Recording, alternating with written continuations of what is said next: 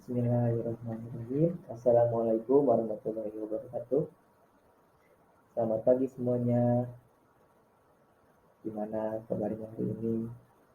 Sehat kan? Baik-baik semuanya kan? Oke. Alhamdulillah pada sehat semua ya. Alhamdulillah kita bisa berkumpul di pagi hari ini, pagi yang cerah ini, dan di dalam kelas ini. Dan semoga kita berada di dalam lindungan Allah Subhanahu. Amin. Amin. Baik, izinkan saya untuk memperkenalkan diri terlebih dahulu. Perkenalkan, nama saya Gunawan. Saya dari kelas 06 PILP 002. Nah, di sini kita akan memasuki pembelajaran akuntansi tetap yang dimana pembelajaran ini yaitu untuk kelas 12 akuntansi. Nah, sebelum memasuki pembelajaran tersebut, alangkah baiknya kita berdoa terlebih dahulu agar semuanya kita bisa diberi kelancaran dalam pembelajaran dan dalam hal apapun.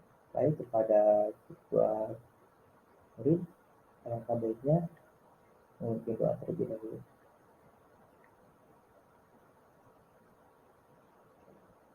Berdoa mulai.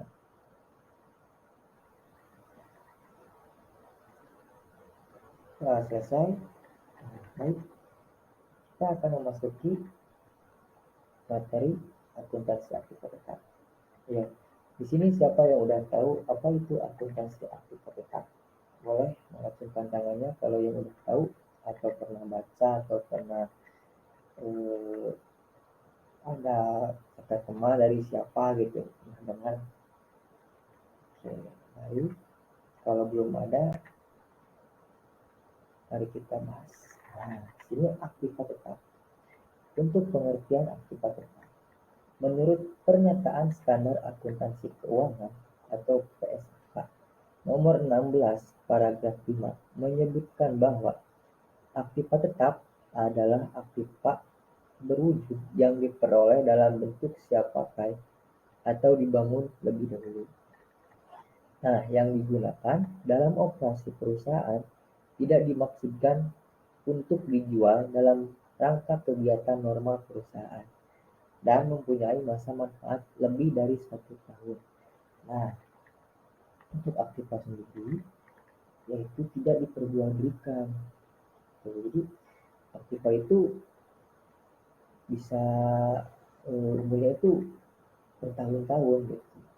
Jadi manfaatnya itu bertahun-tahun. Jadi tidak untuk sementara tapi jangka panjang. Baik, selanjutnya.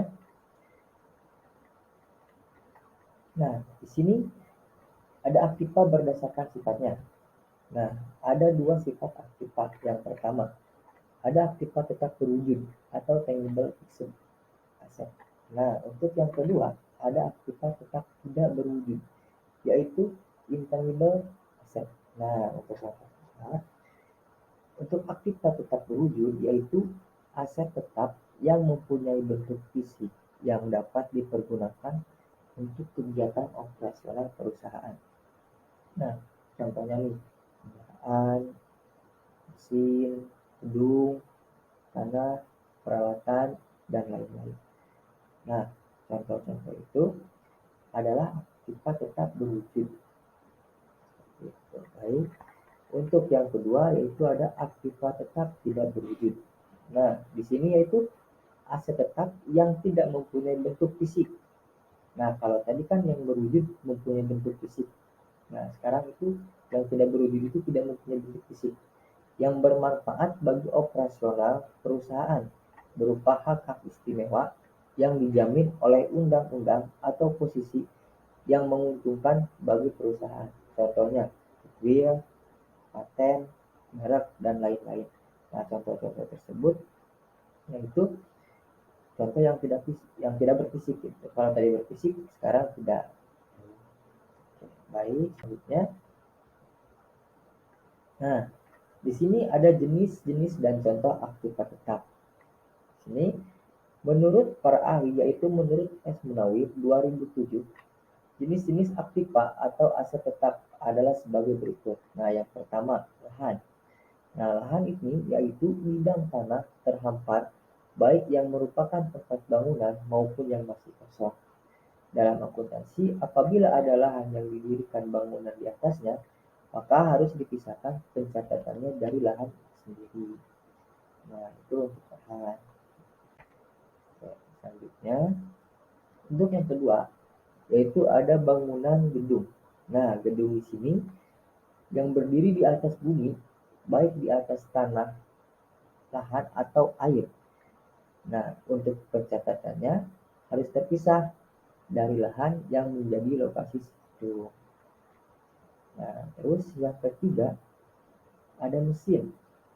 Nah, mesin termasuk peralatan yang menjadi bagian dari mesin yang bersangkutan seperti kendaraan, semua jenis seperti pengangkut truk, grader, traktor, forklift, mobil, sama kendaraan bermotor dan lain-lain.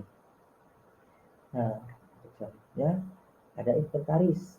Di sini peralatan yang dianggap merupakan alat-alat besar yang digunakan dalam perusahaan, seperti inventaris kantor, inventaris pabrik, inventaris laboratorium, inventaris gudang, dan lain-lain. Nah, mungkin kalian juga sering lihat lah motor, misal motor inventaris atau mobil inventaris gitu yang sering digunakan oleh para pegawai perusahaan tersebut. Seperti itu. Nah, di sini untuk prasarana itu merupakan kebiasaan bahwa perusahaan membuat klasifikasi khusus prasarana seperti jalan, jembatan, toil, pagar, dan lain-lain. Nah, terakhir ada perabot. Nah, dalam jenis ini termasuk perabotan kantor, perabot laboratorium, perabot pabrik, yang merupakan isi dari suatu bangunan. Nah, oke, baik itu untuk jenis dan contohnya. Jadi untuk selanjutnya di sini adalah ada contoh aktiva tetap berwujud. Nah, aktiva yang berwujud yang tadi sudah saya jelaskan sini yaitu aktiva yang memiliki sumber penyusutan atau juga depresiasi, misalkan seperti bangunan, gedung, peralatan, inventaris, kendaraan, mesin-mesin produksi, dan yang lainnya. Nah, kalau kalau untuk aktiva berwujud itu contohnya gedung, mesin-mesin dan lain itu nilainya itu bisa menyusut gitu. Jadi tiap tahunnya itu bisa menyusut. Nah, terus yang selanjutnya ada aktiva yang mempunyai sebuah sumber dari depresi ataupun penyusutan. Misalkan seperti tambang mineral, mineral deposit, ataupun sumber daya alam lainnya. Sumber daya alam ataupun tambang bisa habis dengan kegiatan-kegiatan eksploitasi pada sumber-sumber tersebut. Nah, sebab itu sumber alam harus bisa dialokasikan pada periode-periode yang mana sumber daya alam ataupun tambang bisa membuahkan hasilnya. Nah, sama di sini juga nih hasil tambang, terus eh, sumber daya alam itu juga bisa menyusul. Soalnya kalau terus kita ambil gitu, terus menerus pasti akan menyusul, akan habis juga. Nah, selanjutnya aktiva yang tidak mengalami sebuah penyusutan ataupun tidak mengalami depresi, misalnya seperti tempat ataupun tanah yang di atasnya didirikan sebuah bangunan, perusahaannya dan yang lainnya sebagainya. Nah, misalnya nih, tanah itu tiap tahunnya itu pasti naik, jadi tidak akan menyusut gitu. Baik, selanjutnya, nah, contoh aktiva tetap tidak berwujud. Nah, di sini yang pertama ada lisensi. Nah, lisensi itu seperti kalian mempunyai SIM. Nah, itu kan lisensi itu surat izin mengemudi. Misal SIM C, berarti itu untuk motor. Dan untuk SIM A itu untuk mobil. Nah, itu untuk contoh lisensinya. Terus untuk hak cipta. Nah, itu hak cipta. Misal yang bilang cipta. Misal kalian itu mempunyai sebuah produk gitu.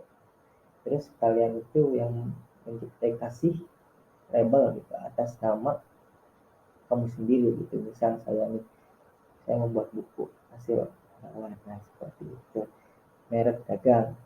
Nah, ketiga itu adalah merek dagang. Nah, misal kamu juga di sini mempunyai apa ya, merek dagang gitu. Jadi kamu harus bisa memberikan merek dagang tersebut. Nah, yang selanjutnya yang keempat yaitu sistem keamanan. Nah, sistem keamanan sendiri tidak berwujud gitu. Jadi pada dasarnya sistem keamanan itu sangatlah penting gitu. Dari segi apapun. Yang terakhir ada Prancis. Baik, yang selanjutnya karakteristik aktivitas. Nah, aktivitas juga mempunyai karakteristik. Ada 3 nih. Yang pertama, digunakan dalam kegiatan normal perusahaan, artinya aktivitas dimiliki untuk digunakan, bukan untuk dijual kembali atau sebagai investasi. Nah, di sini aktivitas sendiri itu digunakan, jadi kita dimanfaatkan gitu. Jadi tidak untuk dijual. Kita itu jangan sampai dijual gitu, harus dimanfaatkan. Baik, yang kedua yaitu ada masa manfaatnya lebih dari 1 tahun atau siklus operasional normal perusahaan. Nah, seperti yang saya bilang tadi, bahwa kita tersebut mempunyai nilai manfaat lebih dari 1 tahun. Dan yang ketiga yaitu mempunyai nilai yang cukup material. Artinya nilai atau harga aktivitas tersebut cukup tinggi. Nah, harga aktivitas itu bisa tinggi. Oke, yang selanjutnya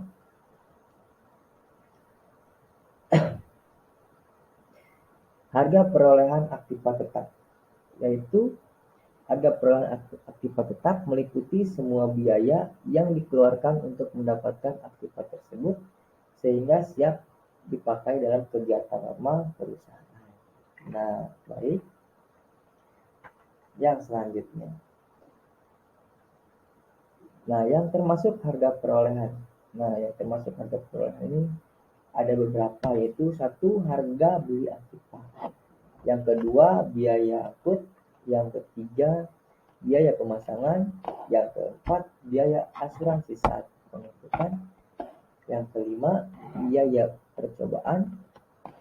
Yang keenam, biaya komisi. Dan yang terakhir, biaya balikan. Nah, itu yang termasuk harga perolehan. Di sini ada contoh mencari harga perolehan. Nah, ini adalah salah satu contoh bagaimana cara mencari harga perolehan. Nah, misalnya sebuah mesin dibeli dengan harga faktur seharga 8 juta rupiah. Nah, itu harga fakturnya 8 juta. Terus di bawahnya itu ada untuk biaya-biaya. Yang pertama ada biaya pengangkutan sebesar 250.000, biaya pemasangan 150.000, biaya instalasi 300.000, biaya percobaan 300.000. Nah, untuk biaya-biaya tersebut jangan lupa harus dijumlahkan dulu semuanya. 250.000 ditambah 150.000 ditambah 300.000 ditambah 300.000 dan jumlah biaya yang didapat dari biaya-biaya tersebut adalah 1 juta rupiah. Nah, itu adalah jumlah biaya yang ada dalam rincian tersebut. Nah, biaya-biaya tersebut ditambahkan dengan harga faktur yang sudah dibeli tadi, yaitu harga mesin yang dibeli dengan faktur, yaitu senilai 8 juta. Baik, 8 juta ditambah 1 juta dengan jumlah biaya-biaya, maka akan diperoleh harga pokok, yaitu 9 juta rupiah. Nah, dari situ maka muncul harga pokok. Jadi jangan lupa untuk biaya-biaya juga harus dimasukkan, cuman dalam penulisan juga harus dipisahkan kalau biaya-biaya. Baik.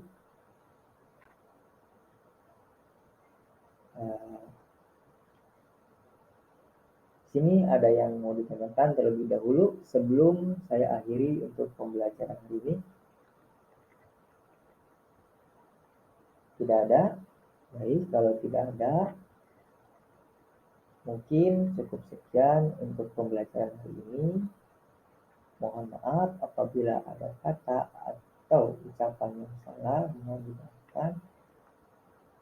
Wabillahi taufiq wal hidayah. Assalamualaikum warahmatullahi wabarakatuh. Terima kasih untuk semuanya karena telah mengikuti kelas hari ini.